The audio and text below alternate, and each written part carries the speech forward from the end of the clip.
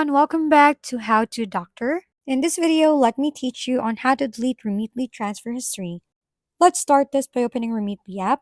Take note that there's no way that you'll be able to delete your Remitly transfer history directly through the app, as this is the records of your every transaction made with Remitly.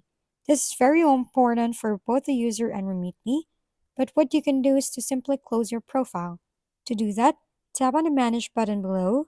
Next, tap Profile button, and then scroll down until you reach the bottom.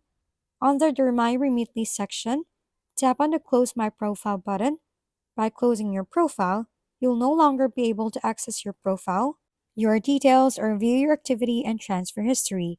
You can reopen your account by contacting your customer service. Once you're ready, tap on the box and then tap Close My Profile, and that's about it. Thanks for tuning in to How to Doctor. If this video was helpful, please like and subscribe.